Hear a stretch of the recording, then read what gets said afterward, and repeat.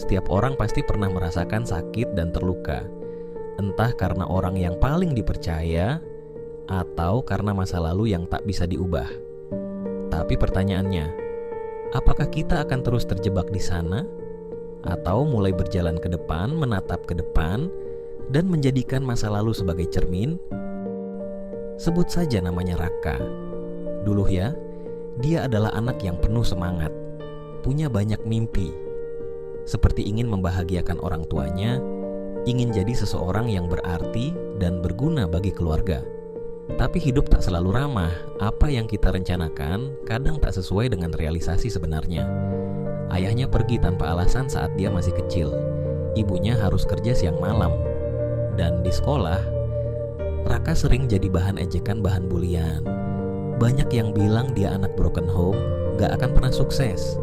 Hidup kamu udah hancur dari lahir. Kalimat itu terus terngiang di kepalanya. Waktu terus berlalu, luka itu membentuk Raka jadi orang yang tertutup. Dia merasa dunia tidak pernah berpihak padanya. Hingga pada akhirnya, saat usia 25, Raka mengalami titik di mana dia merasa benar-benar di bawah. Muali dari kehilangan pekerjaannya dan ditinggalkan orang yang paling dia sayang.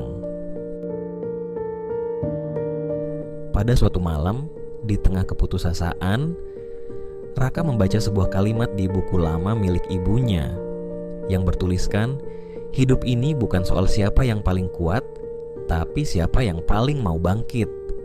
Membaca kalimat tersebut seolah-olah menjadi sebuah tamparan. Dan akhirnya Raka sadar, selama ini dia membiarkan masa lalunya mengendalikan hidupnya.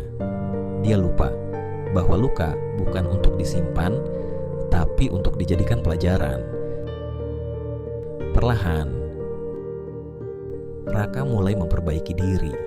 Dia menulis mimpi-mimpinya kembali, belajar beberapa hal baru, mulai dari memaafkan orang-orang yang pernah menyakitinya, meski itu sangat berat, dan yang paling penting, memaafkan dirinya sendiri.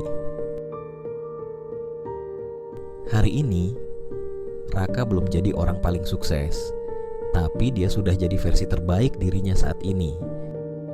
Karena dia tahu, bangkit bukan berarti melupakan luka, tapi belajar berjalan meski masih sakit. Kita semua punya masa lalu, tapi jangan biarkan itu merampas masa depanmu. Luka bukan akhir cerita, tapi awal dari kisah yang lebih kuat.